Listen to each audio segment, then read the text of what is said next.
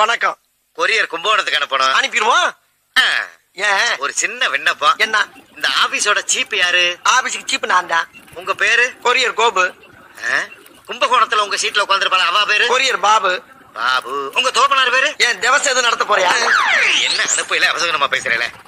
சும்மா ஒரு டீட்டெயில் தெரிஞ்சுக்கிட்டா ஏதாவது மிஸ்டேக்ஸ் ஆனா எப்பவும் போல எங்க வேலையை செஞ்சுக்கிட்டு இருக்கலாம். கோர்ட் கேஸ்னு போவேங்கிறீங்க. பெரிய பிரில்லியன்ட்டா இருக்கு. உன் கொரியர்ல அனுப்ப முடியாது, நீ வெளியே போமல்ல. என்ன கோச்சுக்கிறேன்? என்ன கோபம்? டீட்டெயில் கேட்ட குட்டமா இல்ல டீட்டெயில் கேட்ட குட்டமான்னு? அது சரி, பேரை சொல்லிட்டேல. சரி, என் ரூட்ல போய்க்கிறேன்.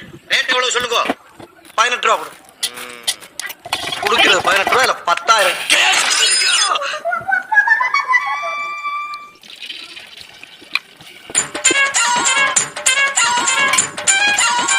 என்னையா இது?